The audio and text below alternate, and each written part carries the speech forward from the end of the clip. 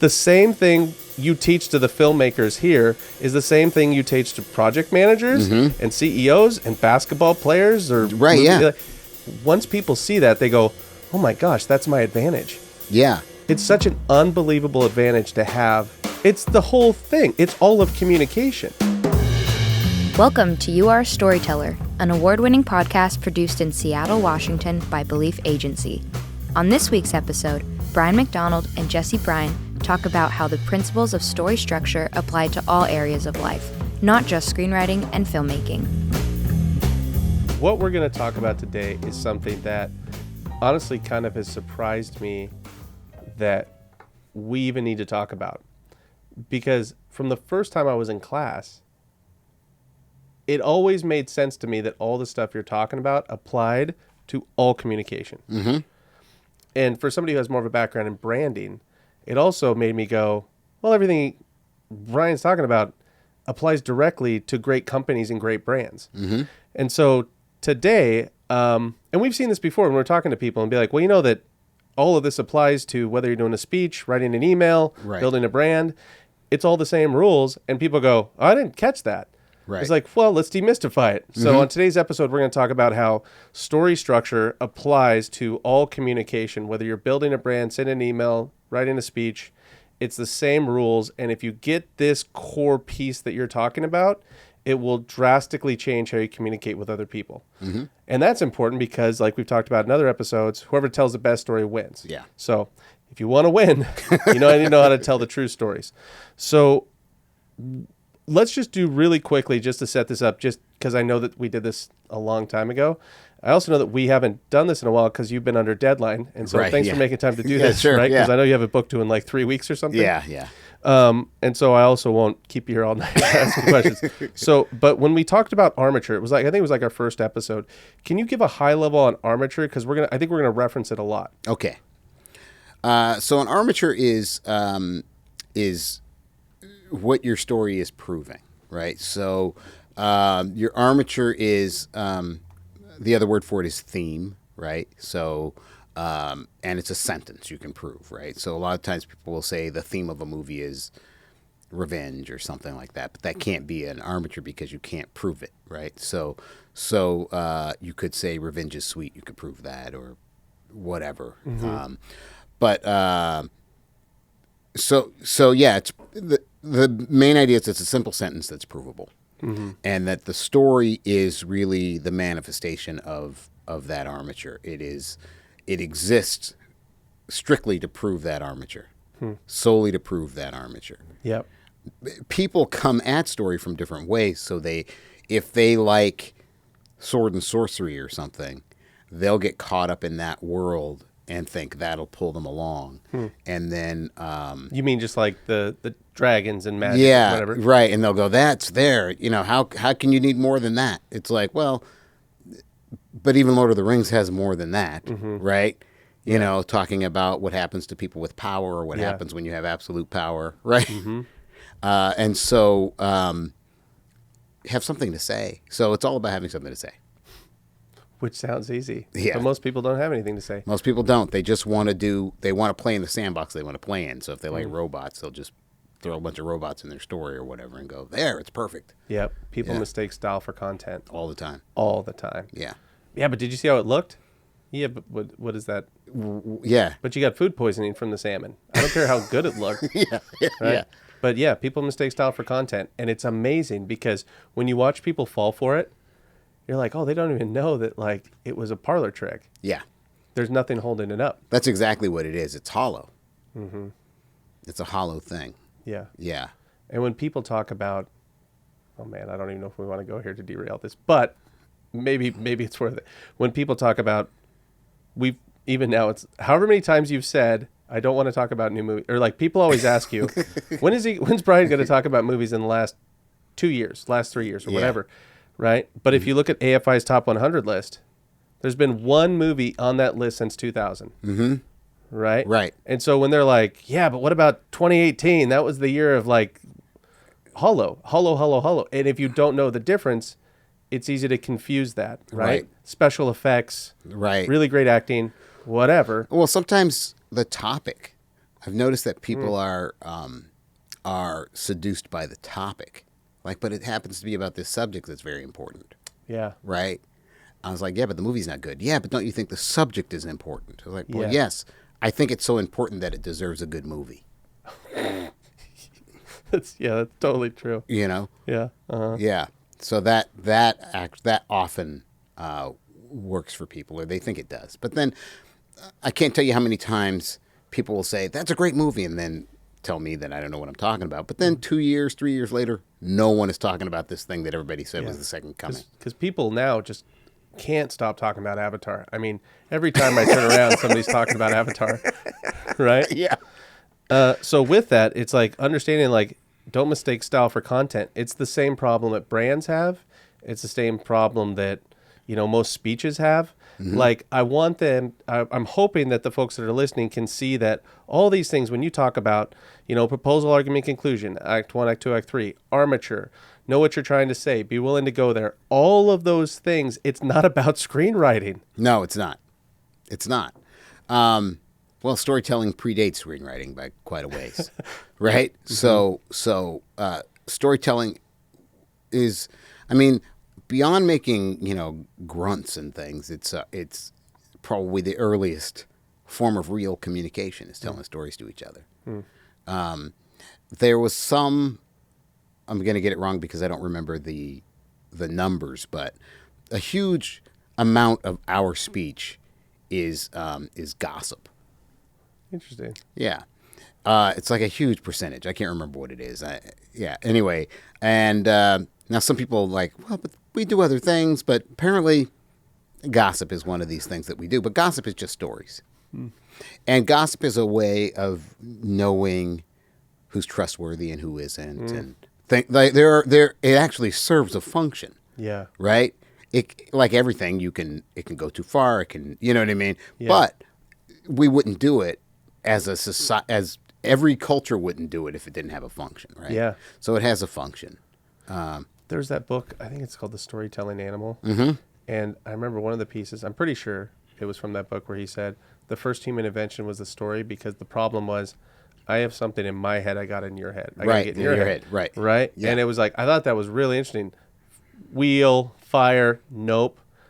Yeah. Right? And that's important because you want to talk about survival information. Yeah. Essentially what an armature is it's some piece of survival information. So a story, I think that stories exist to help us survive, period. I get pushback on this. I got pushback on it not too long ago when I was speaking at a library. It's like, how can you say that? I think it's like, it's kind of like, think of stories like food. I think that stories and food, the needs for food are pretty immediate when you need food. Mm-hmm. But if you're out in the woods and you don't have food, you'll probably try to think of a story about how to get food. Right? Yeah. Right? What have I seen? What have I read? What kind of shelter? Like, stories are right next to food, I think, in terms of what we need to survive. I think they're right there. And I think that's the reason that human beings do it. Now, that doesn't mean that people can't do it for other reasons, like the same way with food. We know what food is for. Yeah. Do we use food for other things? Sure we do. Yeah. We use food to connect with people, right? Companion basically means person I eat with. Yeah. Right? So we use food for Is that really? Companion means person I eat with? Yeah, Pretty person much. I break bread with. Oh, or interesting. person, yeah, right? So that's what it means. So that's one way that we ritualize eating, right? And we have ritualized stories. But at the core of it, it's all about survival, right? Even though we're eating together and that's a thing, the eating is all about us surviving, right? Yeah. So you can't eat for lots of reasons. You can eat because you're sad. You can eat because, right? There are lots of reasons you can eat. Yeah. But at the core of it, the reason that food exists is so we can survive. I think stories are exactly that way. And you would make different kind of food if you understood that. Right. Yeah, you would. Mm-hmm. And so any story worth telling has some pieces of survival information. Now, the survival information, when you say that, people think automatically physical survival. So that's part of the confusion, because there's all kinds of survival, right? Yeah. So you can, there's social survival, talking about gossip again. There's social survival, right? There's emotional or spiritual survival. There's cultural survival. There's all kinds of survival. So people get hung up on that word and only think of it one way, and that's part of what hangs them up. Yeah. You know, or they'll think of some great piece of literature and think that there's no survival information in it. But if it's a great piece of literature, there is survival information in it. Yeah. They just don't know how to see it yet. Mm-hmm. Sometimes people think because they can't see it, it must not be there. Hmm. And that's a mistake. Yeah. Think about how that parallels to the rest of life. Yeah. There's no such thing as germs. Right. There's no such thing as the wind. Right. Whatever, right? Yeah. There's no such thing as love. Yeah. It Right. took a long time for people to believe in germs. Yeah. People used to laugh at doctors who wash their hands, surgeons who wash their hands. Not anymore. No. Right? Yeah. And so when you look at that and you go like, okay, there's the armature, which is that core theme, the survival information that holds everything together and gives that focus. And your job is to prove that over the course of the story. And you Right. prove it through 3 acts. You propose the survival information, you Yeah. argue for it, and you have a conclusion. Right. Right? And by the end, Iron Giant, right? You Yeah. are who you choose to be would be the armature, Right. or their theme or their survival information. Right. And by the end, the gun has to make the choice Is he to Superman? be Superman. Or Atomo, right? Yeah. That's exactly right. And Yeah. so the funny thing about this is like, let's start with how you applied this to a speech, because I know that public speaking is awful for people. Like, didn't you say, I think one time you said like it was higher than like, Yeah, Seinfeld talks about it because there's some study that says that that the number one fear for people is public speaking. Number 2 is death. yeah. Right? Yeah. But you know what's funny is I was given a speech at that thing you and I went to, and you helped me structure it. And I told you I was so much less, my anxiety was so much lower. I only do like 2 speaking things a year because I hate it so much. But you're like, what are you talking about? That's stupid. Here. And then like you helped me, we structured it out. And all of a sudden I didn't have to look at my notes because it was so well structured. Right. I knew my armature, I knew my proposal, argument, conclusion. All of a sudden it was like, oh, okay. Right. And the anxiety also went away because it was so well structured and because it was so logical and I knew what I was trying to prove. I didn't even have to look at my notes. It was the first time that it ever happened. I was like, afterward the thing, I was like, man, Brian, that was the easiest speaking thing I ever did.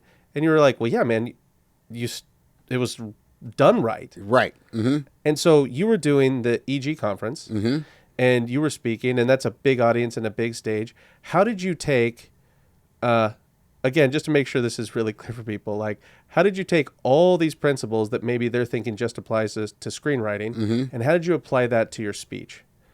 Well, there's a couple of things that I did. So, And people can go watch this now. Where would you find it? well, we should probably link to it. But Oh, yeah, we could- You yeah, can, yeah. yeah. If you go to EG conference and put my name in, you'll find it. But so they asked me to give a speech, and they wanted a new speech, and they wanted me to.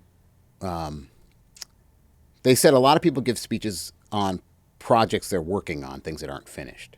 So I happen to be working on this book about my brother's murder, sort of. Anyway, about how I found empathy for the person who killed my brother.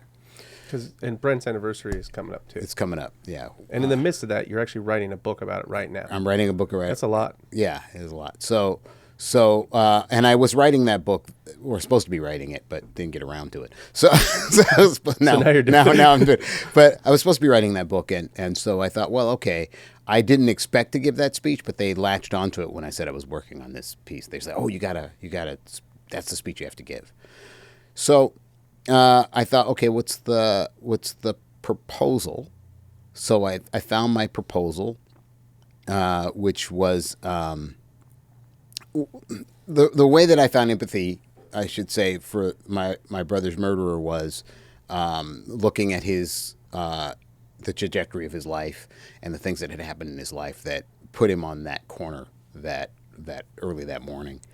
And all the systemic things that put him there, and how a lot of those things were similar to my brother and my life. We just didn't end up, on the other side of that gun. So I thought a lot about that, and I thought, okay, so how do I prove this idea that because of racism and other things, it's like racism is really living by the rules of dead people. So Dude, that is so strong. How'd you come to that? when my father died, I went to my grandmother's grave because I went back to Missouri. I hadn't been there for a long time, and I was close to my grandmother when I was a kid, but I had never seen her grave, so we went. And her grave was in the back of the cemetery. My cousin was pointing it out, like, it's in the back. And she said, well, you know, all the black people are buried in the back here because they couldn't be buried up front with Jim Crow and segregation. They had to be buried in the back. And I thought, and that continues to be the case because people want to be buried next to their family members. So even though that's no longer a rule in place, that's still what happens. So the black people are still in the back and the white people are still in the front of the cemetery, even if they just died. And I thought, well, this is interesting because all that's really happening is that they are living by the rules of dead people. And that's what racism is. And so when you found that truth, Yeah. you're like, this is the foundation I'm going to build on. Yeah. And so then I had to prove, what I then had to do is prove that this guy's life was being guided by these forces, some of which he had no control over. And so I proved that through my own experiences. Well, these are the experiences I had, right? So it was easy for me to understand his experiences based on my experiences. It was not so hard for me to see my brother and myself in him. And I also knew that if my brother had been on the other end of that gun, I would have wanted people to understand that my brother was a little boy once and that he was a human being. And I would have wanted people to have empathy for him. And so I thought, well, if I would want that for my brother, I have to extend that to this person. So I talked about things in my own life that And that's your second act. yes. So my first act is well, first I have I talk about what the proposal is. Then I have a little bit of an outer boundaries, which is the outer boundaries is the biggest event, right? In some ways, the most, not necessarily the biggest event, but you start Indiana Jones being chased by a boulder or whatever, that tells you tonally where the thing is going to go. Yep. Right. So I started. I set up the proposal, the idea of with my grandmother and everything. But then I talked about the murder, my brother's murder. And Because is that the curtain? no,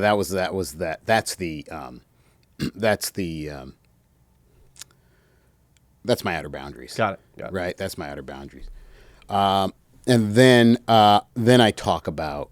Then I get into the second act and go, okay, this is how this. This is how this guy ended up the way he ended up, and this is how that parallels my life. And So that's where you're arguing your case. yeah. And then I get to the end of it, and basically come around at the beginning and say we are living by the rules of dead people, right? Yeah, So that's the last thing you say, right? yeah. And so the funny thing is when you said that, there was another really amazing big entertainer that came up to you afterwards and it was like, man, when you did that thing and you brought it back around. And it's funny because you're like, well, yeah. I mean, I just structured it properly. Mm-hmm. But the reason it landed was because it was structured properly. Yeah. You weren't just flying by the... No, as a matter of fact, I had my PowerPoint. You know this, right? Yeah. I had my PowerPoint all set up, ready to go. And backstage, we worked it out so I could see my notes. And I had I had a lot of pictures, and I had my pictures, and I had my notes because I had these transitions I wanted to make and things I wanted to make sure I talked about. And so we did that all backstage. And I get on stage, and the monitor's different, and I can't see my notes at all. So I'm like, I don't have any notes. So I could see just a portion of them, and then they got cut off by the monitor. So we didn't. I know now to check that monitor, the one I'll be using. Here's some survival information. Yeah. Check the monitor. Check the monitor you'll be using. And so I was flying by the seat of my pants out there and didn't have my notes. But the structure was in your head. But the structure was there, so I could do it. There was stuff I didn't say that I wanted to say, stuff but but the structure was there and nobody knew the difference except me. Yeah. Yeah. But it was awesome because like you can feel it, like even just watching the video, like for folks, if they want to pause this and watch the video, this will make more sense. But like you can feel it at the end when you land. And it's just funny because people would probably say something like, I love the ending of it. It's like the ending it's the Billy Wilder thing, right? It's because your first act is why it lands so hard. Yeah. And it went over extremely well. It went over very well, yeah. But what I thought was interesting is like when that was circulating at the time, people were like, man, I knew Brian was a good writer, but I didn't realize like he was such a good public speaker. It's like, it's the same thing. It's the same job, It's the same thing. Yeah. Right? Mm-hmm. And we were just looking at a letter. You have a letter from Rod Serling, like an actual letter he wrote, and you read it, and it's just a letter he's writing. Right. Somebody asked him like give me like a quote on writing and how it works or whatever, and you read the letter and you're like, this is perfectly structured. Yeah. And so you're making a movie. Mm-hmm. It's all the same stuff It's you've the been same teaching. thing. Right now you're writing a book. I'm assuming your book is also following all the same. Yeah. Right? You do Yeah. a speech. It's the same Armature, thing. proposal, argument, conclusion. Yeah. The book is just a longer version of that speech. It's just a more fleshed out, more proof. Right. That's all it is. And in fact, right after that speech, you and I helped a CEO write a speech. That's right. We went and met with the CEO who had a big speech. And what did we do? You just taught him story structure. Yeah. And then all of a sudden he was like, the first thing I think we did was help him find his armature, right? Right. And once he had his armature, we're like, cool, here's how stories work. And I think we were there like an hour. We weren't there very long. And then all of a sudden we get a text from one of his assistants at the big thing he was speaking at. And they're like, he's never looked so natural. And like, the audience is loving this. And it's like, yeah, it's just story structure. Yeah. Yeah. It's, there's something about it. People dismiss it. It sounds formulaic to them, or it sounds like it's not going to work or something. I don't know what they think. I'm not sure exactly. But the truth of the matter is, it makes your stuff land better. It gives you more confidence because you know where you're going and you know what you're talking about. Yeah. And again, you don't have to refer to your notes as much or at all. Oh, it's crazy, or they Brian. might be I'm gone. telling you. Right. It was crazy. I used to be like, have to constantly because it was so structured. It was like, I didn't even have to think about it. Right. We Yeah. went out to coffee afterwards, and I was like, dude, that was crazy. I didn't even have to look at my notes. And you're like, yeah, man. If you structure it right, you don't have to. Yeah. Because you know what you're saying and you know why you're saying it. Yeah. Yeah. If it's just bullet points, I want to say this, then I want to say this, then I want to say this, then I want to say Yeah. this. Well, then you have to look at your notes. Yep. If you say, I'm only proving this, Yep. Right. That's one thing. that also means that as you're speaking, something could occur to you. Right. Right? Yeah. And you know it'll be on theme or not. Right. And it's funny because when we talk about advertising, Lee Clow, there's a quote I have on the board in one of the other rooms where it says like every ad should only have one thing to say. Mm-hmm. And it's funny. It's when we say like all the best people say the same things. So Lee Clow is the guy, he did all of Apple stuff. He's kind of a legend, right? But you go like, well, when he talks about ads, it's like, well, what's the one thing you're trying to say? We would call that the armature, proposal, argument, conclusion, Hitchcock, right? Mm-hmm. And I just think it's really interesting. It's all the same thinking. It always is. And man, once you see that, all of a sudden you go, man, people don't read my emails. Great. Guess what goes in the subject line? Your armature. Proposal, argument, conclusion. Yeah. If you have 4 things to say, that's 4 different emails. Right. Right? Yeah. And all of a sudden you're like, man, people actually read my emails. It's like, yeah. Yeah. You structured it in a way people could read it. Yeah. Right? Yeah. It's funny. I get emails sometimes, and maybe it has to do with dyslexia. But if people put too much information in the 100%. email, it's like, they're like, why didn't you show up at that thing? It's like, because you put 80 things in there. Yeah. I didn't know which thing I was supposed to pay attention to. Tell me what the thing is and where I'm supposed to be and what time, and I'll be there. 100%. Don't tell me 80 things. I had a meeting today that I missed because I had sent this long email, and she was like, at 11 o'clock at this date, and then towards the end, she's like, and that's mountain time.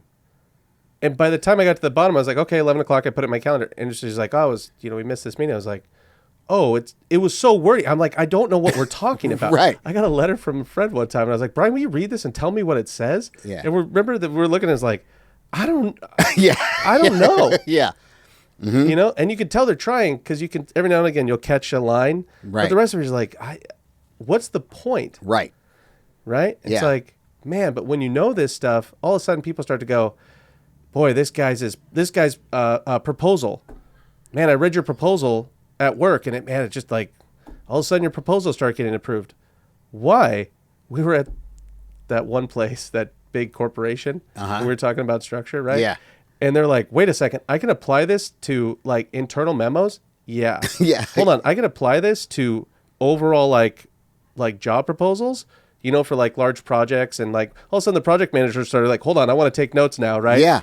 And it was like, and then the manager's like, I can use this for speeches. Like, I want to take notes.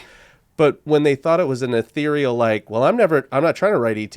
Right. I got a business to run. It's like, yeah, it's the same thing. Right. You know what Yeah. I mean? And it's funny because you talk about, like when we talk about survival information, the best brands, the best companies all have an armature, right? Like if you look at Nike, Coach Bowerman always used to say, if you have a body, you're an athlete, Yeah. right? The way that Dan Whiting contextualized, if you have a body, you're an athlete, was just do it, Right. right? And so you have this internal, what we would call like the belief, the armature, and then you go like, great, this company exists to help more people believe that if they have a body, they're an athlete. And the more people that do that believe that, guess what those people are going to need? They're going to need shoes and soccer balls and Right. right? But there's a higher purpose than just the product. That's why you're no longer a commodity. Right. So if you look at the brands that are winning, Patagonia, Everlane, right? If you look at these brands that are dominating the marketplace, they all have an armature. Yeah.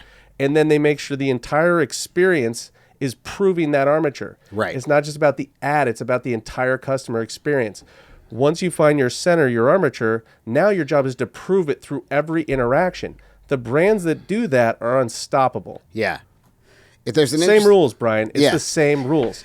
It's funny because this adhering to a single idea, it's Yeah. amazing what it does. It gives you a kind of power. But like there, every now and then there's a restaurant. There's a few of them where there's a sort of aesthetic. Maybe it feels like it's from another time or something, right?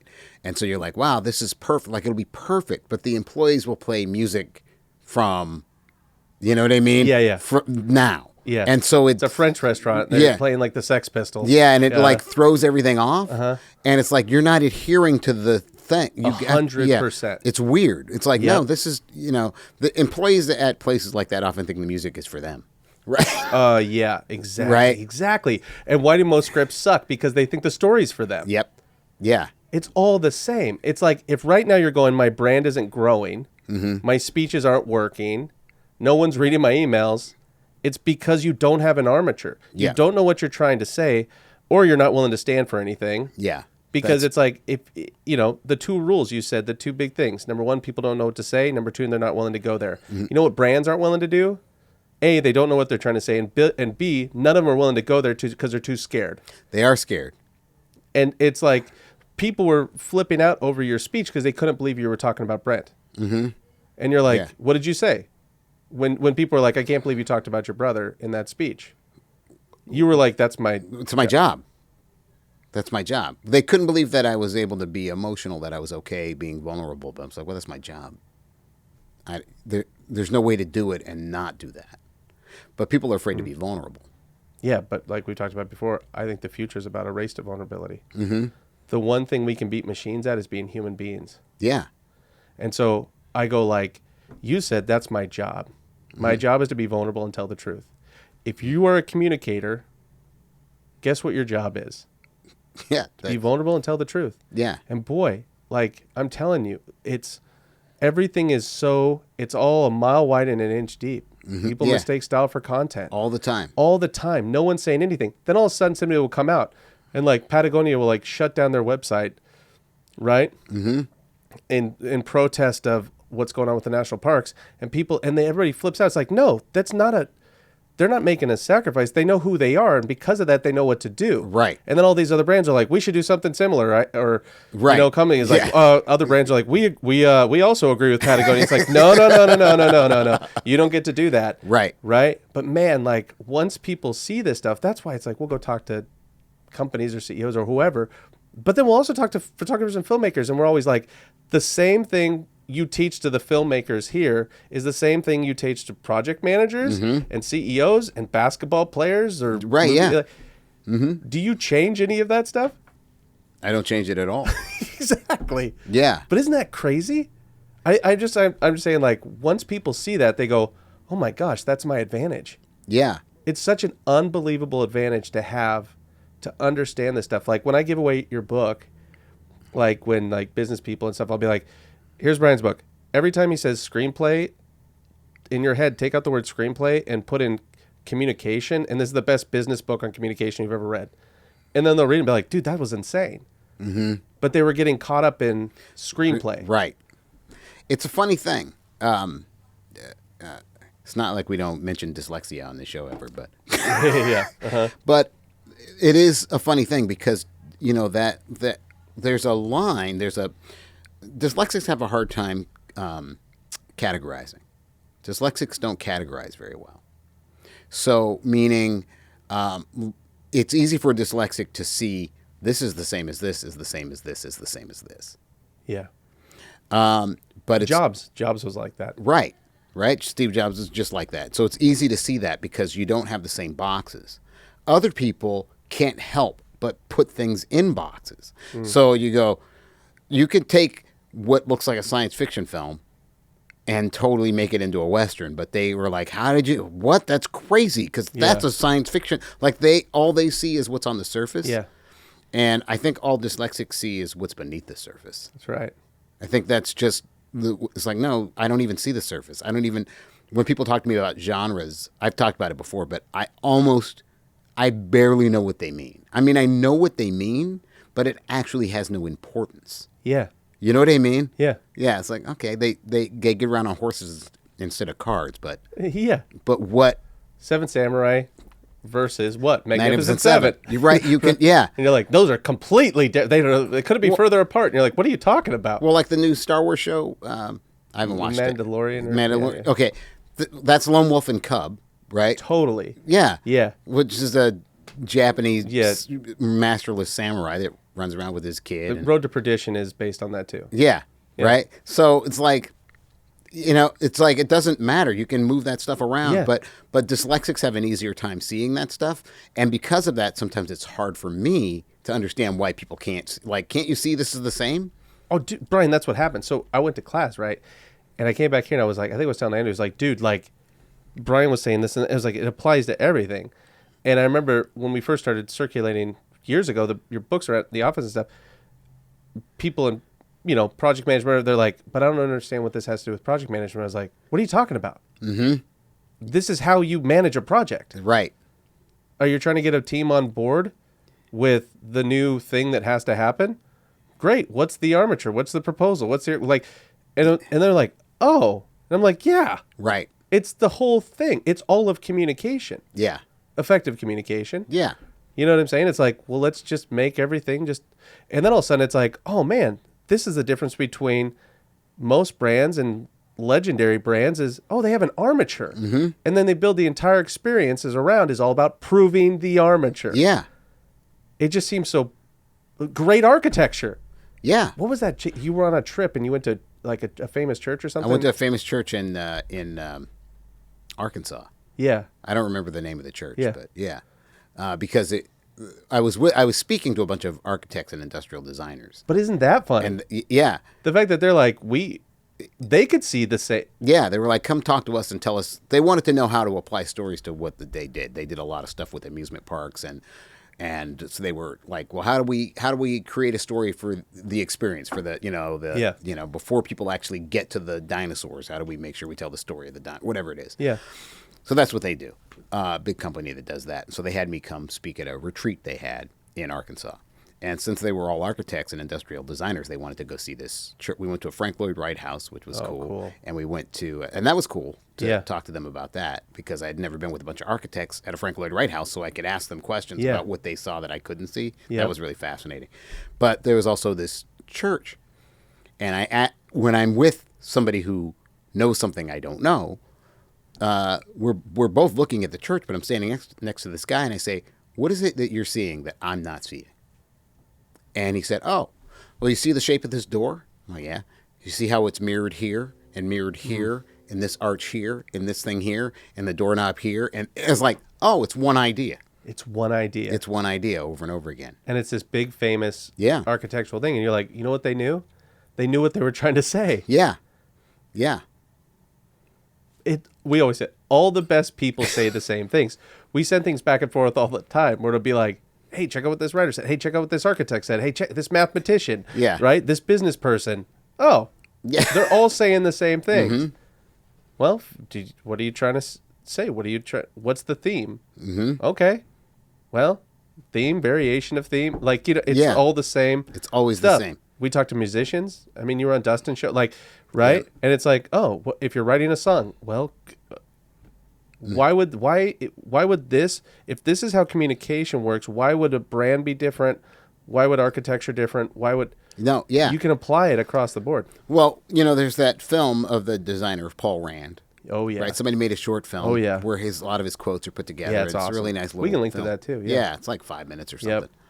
And I tweeted it out every now. I watch it every now and then, like a couple times a year. I'll watch it, and because it's just craft stuff. It's not. I don't think of it as a design thing. And I tweeted it out, and somebody retweeted it saying something like, "Hey, Brian McDonald says that we should think more like designers or something as writers." Like, I didn't say that, but they were categorizing. right, Right? siloing it. And Yeah. And I wasn't. I was like, no, this is just good, solid advice about how to do your craft and how to communicate. And it's the same. Yep. It's not different. You don't have to take a design principle and it's all the same. It's all the same. They might use different words. Everyone's saying the same thing. Yeah. Read the old timers, Yeah. right? They're always like, well, it has to be simple and right. You know what I mean? Like, oh, okay. Yeah. They always say that. That's why it all works. Yeah. That's why you walk through like a Frank Lloyd Wright house and you're like, gosh, it feels so good in here. Why? Because it's all on theme. Right. Yeah. He used to do all kinds of crazy things about, like he made sure that the roof tiles on a roof matched the environment around it. Like, oh, this from the trees around here, so it matches the color of the All like. integrated. Yeah. That's why it lasts. Yeah. Don't mistake style for content. Yeah. Right? Yeah. You don't even have to like Frank Lloyd Wright to appreciate what he did. 100%. You know? You'd be like, I don't like this sound. It's like, walk through one of those houses. But I mean, because it's excellent. right. Right? Yeah. But I mean, you literally could be like, I wouldn't want to live here or whatever. That's Yeah. okay. Totally. But what he was doing, there's this church he designed. And I saw this a little bit in one of the houses I was in that he did. He didn't like hallways. He just like, who wants to hang out in a hallway? So he made them very small. Now, he was a short guy. So for average sized people, I guess they're very small. But for him, maybe it wasn't as small. But anyway, he made them small on purpose. And there's this church he built. I saw this thing about this church he built where what he did is he made the entryway really small and narrow. And you go through this entryway, and it's kind of a walk. And then you turn a corner, and then it opens up into the church because he wanted you to have that breath and that right? And that's all designed. Like, he was thinking, what will people think and feel when they walk through here? Yep. And I want them to have... So he was looking, he's like, what am I saying here? Well, this is a church. What are churches for? What do people want when they come to a church, right? He wasn't just doing cool things. Yeah. What would be cool? Yeah. Right? So many people make decisions based on what they think would be cool. Which is crazy because cool, what does cool mean? Cool, and it's a moving target. You can't ever find cool, and cool. What's cool this year is not cool next year. Yep. And, cool is a ridiculous thing to hang your hat on. Yeah. Yeah, Cool brings a lot of anxiety with it. it does. Whereas craft gets you out of trouble. Yeah, that's true. Man. And craft can be really cool. Craft can last. The coolness can last forever if you do your. Yeah. Yeah. We've talked about this before. When I'm talking, well, for myself, but also the other artists we work with, Brian, it's like the only thing I've ever found that helps with anxiety is craft. Mm-hmm. Like straight up. Like if you're anxious about, well, why are you really anxious? Well, I'm anxious, that this will be a flop or whatever. It's like, great. The more you learn on how to do it the right way, it starts to go away. Yeah, it Because does. you start to go like I told you with that speech, as soon as it was properly, you formatted it, I was like, oh, I'm not nervous anymore because this just makes sense. Right. I'm not guessing. Mm-hmm. Man, the guessing stuff is terrifying. Yeah. And that's I hope this is cool. Yeah. Oh, dude, that's a scary spot to be in. Well, it's funny because occasionally we will run into this problem when we're making something for somebody else, where they their response they're guessing. So they assume we're guessing. It's like, no, we're not guessing. This is craft. This works. So, you know what I mean? It's the same as Frank Lloyd Wright building the narrow hallway so that when you open up, you go, oh my God, it's like, it's craft. It's like, that's the way that's going to work. Yep. It's like, well, you think so, but I don't know. Maybe. We did that one thing. I would tell you, it always sounds like we're in the mob. We're like that guy. We saw that guy about the thing. We did that one thing where it opened and closed with a similar thing. Yeah. And the person was like, I don't really like how it opens and closes with a similar thing. And we're like, yeah, that wasn't an accident. Right. Yeah. Right? Yeah. Because you were like, remember what you said? You're like, yeah, but it means something different now. Right. You now see it in a different way because of what happened on the film. And it's like, yeah, I know, but I don't know. I say cut the shot. And you're going, it would be like going to the church and going like, that archway, yeah, I think it looks cool there, but all the other archways, take them out. And you're like, why? I don't really know if I like archways. Yeah. And you're like, what is your opinion? Yeah. What does you liking an archway have to do with the structure of the building? Right. You know, there's another really awesome, there's an awesome creative that runs a really big agency around here. And I remember he used to say to people, he's like, if what you're talking about, if your feedback is something that has to do with making the work better, I'm open to it. If it's your opinion, I don't want to hear it. Yeah. So if he's like, if you go like, well, I don't like the color purple, so, you know, he'd be like, that has nothing to do with anything. Right. Right? Mm-hmm. He's like, if you're just saying, you know, when I look at all these arches in this church, right? I don't know, just lose those ones. And you go like, but you don't even know the purpose of the arch to begin with. You don't know what you're messing with. It's going to fall apart. Right. And then you end up cutting and messing with the film. And you go like, this is really what you want. And they go like, there we go. And then it goes out and it doesn't work. Yeah. And you're like, yeah, because structurally, you don't understand. You're pulling pillars out of a building. Yeah. Yeah. Nothing. It's because, people aren't used to precision. Right. So when something's precise, they think it's buckshot. Yeah. It's like, no, that's a load-bearing wall. You don't want to remove that. Exactly. Well, I don't like it right there. Well, it's like, yeah, there's certain things you can tweak, but like, you start pulling out the load-bearing walls, it's opening and closing that. You open and closed your speech like that for a reason. Right. And the reason why the audience reacted the way in the third act, because I think you got a standing ovation, right? Yeah. Right? Like yes, I did. Yeah. Yeah. And you go like, it was because of all the pillars you were setting. Mm-hmm. Then the building stands up. Yeah. Yeah.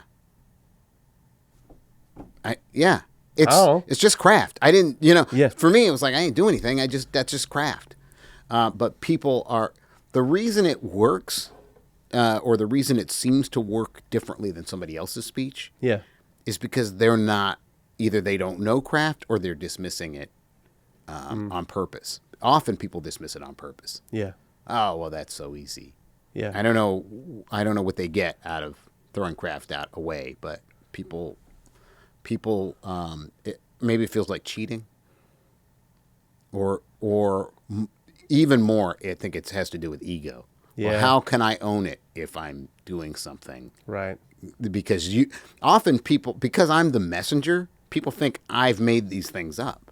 Yeah. Right. And so it's like, well, why'd I have to do it your way? It's like, it's not my way. Yeah, and you'd be like, go read Poetics. Yeah. Or whatever. Right? Yeah. Go talk to Hitchcock about it. Yeah. It's not my way. Yeah. Yeah. But man, like, Brian, it's crazy. The difference is that people look up to, again, just for the sake of, because we're trying to get people to see, like, open the aperture a bit. It's like people look at certain brands and be like, man, how'd they do it? They know who they were and they were willing to go there. They had an armature and they're willing to go there. Yeah. It's like, I want all the results that a brand with conviction has without having any conviction. Yeah. Yeah. Right? And you're like, I want the results that Brian got in his speech without talking about some really hard things. Mm-hmm. Right? Right. It's like, I want a 6-pack of abs, right? Yeah. From the couch. Right. It's like, sure, we all do. Right. You know what I'm saying? But that's just not how it works. You know what? If it worked that way, no one would care about 6-pack abs. That's the truth of it. Mm-hmm. If you could just take a pill, for 6 months, it would be like, oh man, that's the pill that does the thing. But pretty quickly, people go, it wouldn't be worth anything. And people don't understand that, like, when you're talking about structure and whether it's like, it's not a pill. Try to do it. Yeah. Try to do it. It's way harder. Yeah. When we say, like, get your armature, proposal, argument, conclusion, go nuts. Here's the 7 steps, whatever, right? Right. And people are like, "Oh, that's too simple." It's like, try to do it. Yeah. You know how much harder it is to be focused It's really and hard. unfocused? It's really easy to just sit down and just pound stuff like Yeah. Yeah. to whom it may concern. Yeah. And you can tell. You read the email that's 4 pages deep and you go, this is that's an easy email to write. Yeah. That letter, I wonder if we should post a picture of Rod's letter he wrote, right? Yeah, sure. You read it. It's the easiest. We're both dyslexic. Yeah. So a lot of times we're reading stuff and it will be like, hold on, what do they mean by that? It's like, you read Rod's letter, like, yep, got it. Yeah. Yeah. It's the clarity he brought is so stinking hard. Yeah. I have a friend I was talking to yesterday, and he was talking about a director. Okay, how do I... Again, this is like we're in the mob. Yeah. But he was talking about a director, and he was saying this director he's worked with,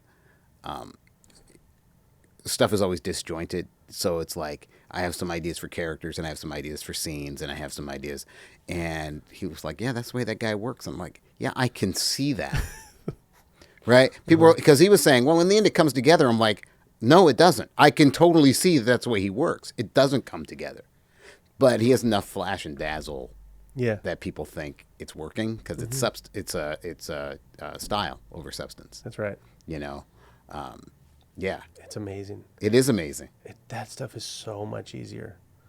Like, it's funny. We'll be pining over like one word, Yeah, right? it's true. We're sitting there in an edit, and you're like, you and me, and we're sitting, we'll just be like, over one thing. Yeah. And I'm sure everybody else thinks we're going crazy. Yeah, But we're like, do we need that?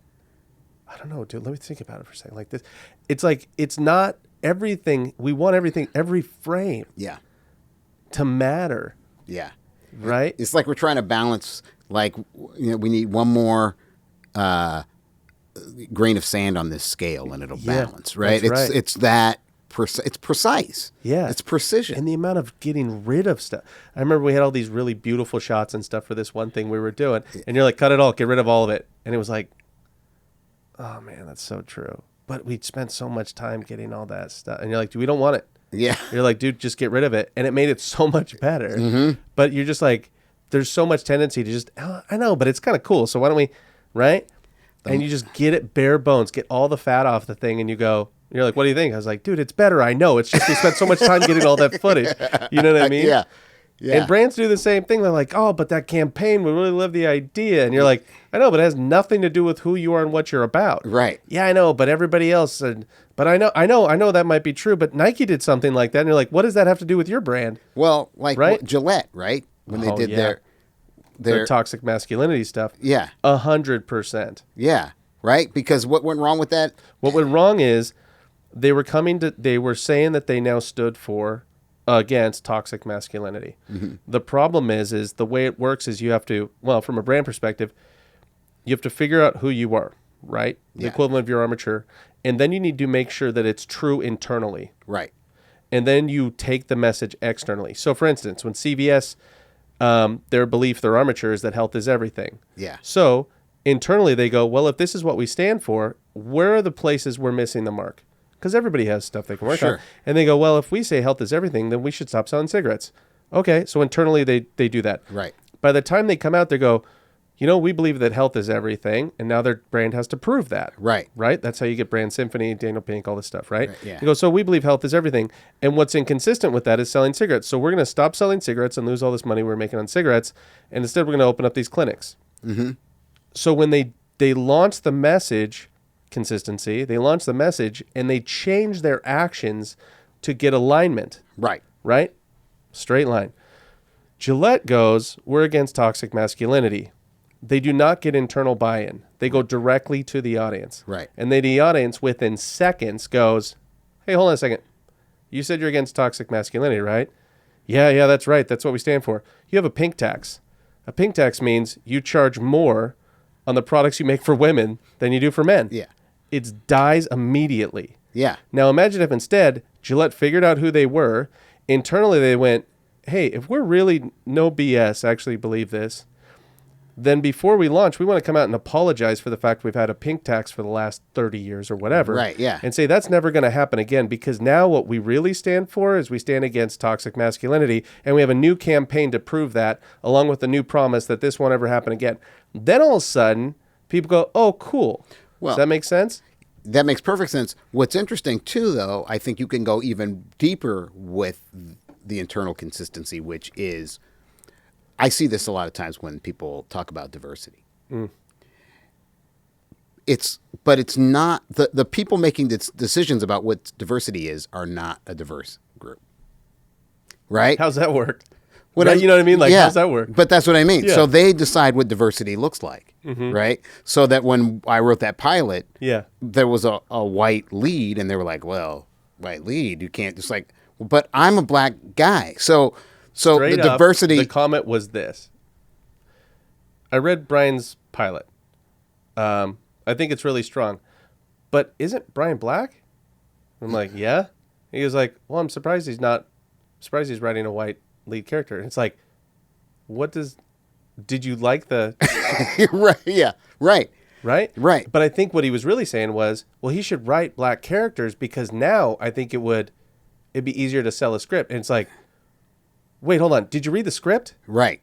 Well, but the thing is, I'm also diversity.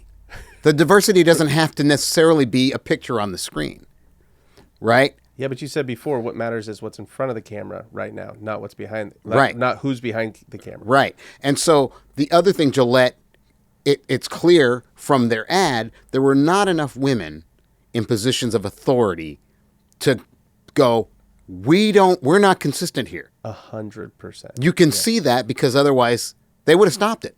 Yeah, they would have stopped it. They would have stopped it. And they'd probably be like, it's about stinking time. Yeah. We know this tactic's been going on forever, and it's about time we stop doing this. Right. So you can tell who was making decisions. So diversity and those kinds of things, it's not just about what's out front, it's what's behind, right? So they didn't have internal consistency on any level. Otherwise, that would have never happened. Yeah. It never would have happened. There's this really interesting guy. I'm going to butcher his name. I think it's Mark Sweezy. He's in charge of insights for Salesforce. And what he talks about is like, there used to be like a fixed media landscape, which was like, well, you have to watch ABC or CBS or whatever. Right. Now we're like in an infant media landscape. And so it used to be the only thing that mattered for a brand was to have a message like, always Coca-Cola. Right. Or, Crest, 4 out of 5 doctors. And people are like, oh, I guess that's true because they said it. Whereas now they'll be like, Alexa, do 4 out of 5 doctors actually, right? Or whatever. Like, Right. You can fact check stuff so quickly. The problem is brands still think, oh, as long as I got a good message. Right. They don't understand that it's just like story structure. If you can't just have the message, there has to be a consistency. And this is what he talks about. You have to have consistency through the entire experience. It's not good enough just to have the armature in the first act. It has to be consistent throughout the entire film, throughout the entire speech. Yeah. It has to be proving the same point, right? Yeah. It's almost like people used to think this is what branding and marketing used to be. Well, as long as I have a good poster, that's all that matters. Right. It doesn't matter that the movie sucks. Right. Right? Yeah. And now, for the first time, companies have to go, oh, crap, I can't just have a good poster. I actually have to mean what I say. Yeah. And I have to work that through the entire process. It's like, yeah, Yeah. you're proposing something. But the next 3 acts have nothing. The way you actually run your business or do, right? Yeah. Take care of your customers actually has nothing to do with your armature. Right. That's why the film doesn't work. That's why the company doesn't work. Yeah. And people are finally to the point where they don't have to put up with that garbage. And I think it's awesome. It's pretty cool. Yeah. And it's really cool too. So I just think, man, Brian, like it's such a cool thing once people can go, oh, wow, I can take all this stuff and it's not only going to make me a better screenwriter, it'll make me a better communicator. It'll make me, my job is whatever, a student. It's like, hey, you're writing a paper? Yeah. Find your armature, proposal, argument, conclusion. Yep. Right? Whatever you're doing, and it takes away the anxiety. It's still stinking hard because Right. it's really hard to be precise. Right. But at least you can rough it in quicker. Yeah. And at least you can make better decisions. Yeah. Right? You can get there faster. Yeah, exactly. And excuse me, the heavy lifting, I always say this, but you can do your heavy lifting at the beginning or you can do it at the end. And it's much harder at the end. So if you're like, I don't know what my armature is, you can spend a lot of time on that. I spend a lot of time sometimes trying to figure out what my armature is. Yeah. But once I get that sentence, Oh, yeah. then everything else is it's much such a good smooth. feeling. Yeah, it's a much smoother process after that. I told you we were just in your office talking about that interview I just had with that really awesome CEO. And I was telling him, and what's really cool, I was telling you, I was talking to the CEO who's just the best. And I was like, yeah, I understand what you're talking about, but we still don't have an armature. The way we talk, right? Yeah. It's like a CEO is like, yeah, you're right, man. It's like, yeah, what is our armature? And then we started talking. As soon as we found the armature, he said this really amazing thing. And I was like, whoa, what? I'm like, that's incredible. It was an amazing armature for their brand. Yeah. And I was like, that's it. That's the brand. And then I said, if that's your armature, can you think of a story that you've told before to bring that to life, to prove that? And he goes, yeah, sure. And he told me this story about a frozen lake. And I was like, okay, that's the spot. He's like, what do you mean? I was like, the story you just told, that's the commercial. Let's just shoot that. And he was like, okay. Yeah. But I came back to that. I was like, Brian, it was awesome because our conversation is we're just talking about story structure. Yeah. And it was amazing. It was the easiest spot I've ever written, Yeah. right? Because it was we're all on the same page, and we understood that it wasn't going to work until we were able to find the armature. And we spent the entire meeting trying to find the armature. As soon as we found it, it was done in 10 minutes. Yep. Yeah. Yeah. But people... But here's the thing. It's not just the armature of the spot, Brian. It's the armature of the entire company. Right. And now we're going, how do we make sure that everything in this company is consistent with and proving this armature, right? And the amazing thing is this company already does this stuff, but we can get even more focused. And it's already a beloved company, which is also helpful because they're just great people. But like now all of a sudden it's like the focus they have, they're taking market share like crazy. And people probably think it's because of tactic. It's not. Yeah. It's because of truth. Right. When you know who you are, you know what to do. Right. And now all of a sudden this company has focus like crazy. It's why your pilot has focus. While we were sitting in your office, 30 minutes ago or whenever it was, I also got a text while we were talking from a friend of mine who just read your book. My buddy Ryan, because I'm sure Ryan is listening to this. Yeah. Right? And he just read Old Souls. Read Old Souls. Yeah. He read Old Souls. And he was like, man, pretty much tell Brian that I read his book last night finally, and it's incredible, and it's just what I need. And it was awesome because there's a book, it's structured properly, it has something to say, it says it. And I mean, you probably didn't think today about somebody reading your book. No. Right?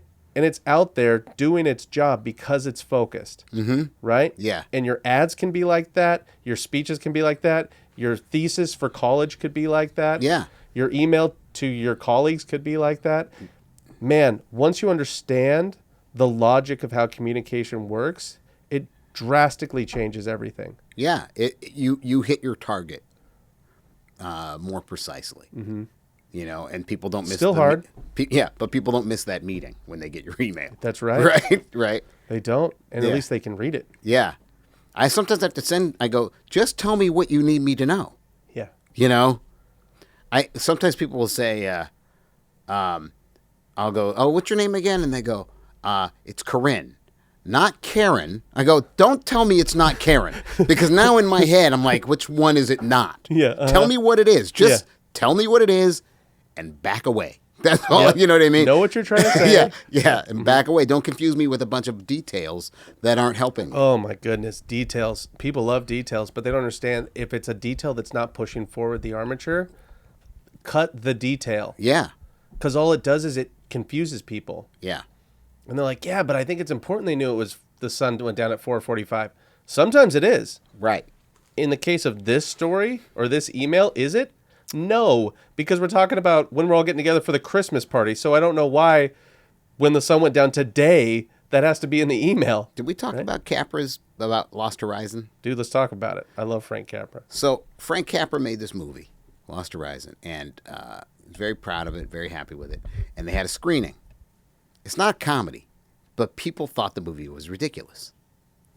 And they were laughing at it, and it was like caused a lot of anxiety for Frank Capra. So he walked out into the lobby, and nobody knew who he was. Nobody knows what a director looks like, especially in the 30s. Nobody, right? Sure. You know. So he walks out, and some guy comes out in the lobby, and they're like, "Man, have you ever seen such a bad movie in your life?" And he's like, it was just awful. Yeah, worst case scenario for the director. And I don't know what made him come to this conclusion. When he tells the story, he doesn't really quite say, but he goes, I looked at the movie, and he goes, a reel is, they used to talk about movies in terms of reels when they talked about lengths, right? Yeah. So a one-reeler was a 10-minute movie.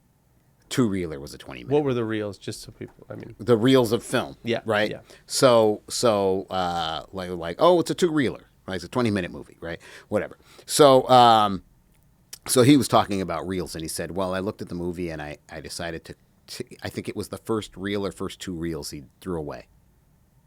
He goes, from then on, people love the movie. And somebody said in an interview, they were like, well, what was in those first 2 reels? He goes, I don't even remember what was in them. But for some reason, it was muddying up what he was trying to say. Yep. You got to cut it. And he cut it. He threw it away and he burned it. He said, you're like, I don't need those. And it worked from then on out for people. That's what I'm saying, man. Yeah. That's like that thing we were making. You're like, dude, just cut all that stuff. It doesn't have anything to do with it. It's just fluff. Yeah. And it was great because it also saves us time now. Mm-hmm. We don't have to go shoot all the cool stuff that everybody else shoots. Yeah. To try to look good. We're like, well, who cares? It has nothing to do with the story. It's not going in. Yeah. Let's be hyper focused on what we actually need to prove this. Mm-hmm. And then you can all of a sudden you can shoot stuff in a day that would take other people a week. Yeah. And that's how people with less money and less fancy gear and all this, which I love, that's how you can compete against the people that have all the money and the status and bullshit. Yeah. Because as we talk about, pedigree is bullshit.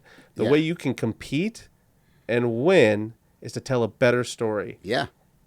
Right? Yeah. And I love that, man, because this is where you get to lower the bar. It's like, do the work no one else is willing to do. Yeah. All the stuff we're talking about is the For Dummies stuff. And nobody wants to read that. Nobody wants to know the 101 stuff. Right. Because they're all trying to prove how smart they are. Right. Man, if you get this, it's game on. Right. Yeah. It's always like that. It's always... One of your... Dave, our friend, who was one of your students. Remember when he was up here and he was showing us a new spot? He just did that big spot. Yeah. I just saw that spot on TV. Did you really? Yeah. So Dave comes up here. He used to be at Believe. And he moves to L.A. And Dave couldn't get into film school. He couldn't get into USC. He was trying to go to film school.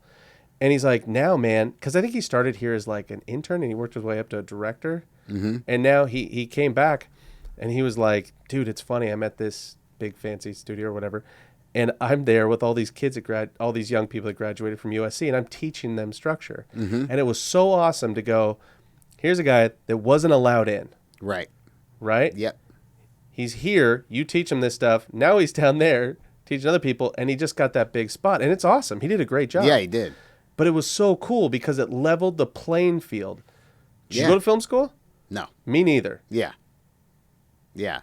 I'm constantly teaching my film school friends things. And I'm like, what did they teach you? I don't, like, you know what I mean? I think sometimes you get to touch equipment I didn't get to touch. Or, Yeah. You know what I mean? Like, Yeah, but that stuff's mattering less and less now. yeah.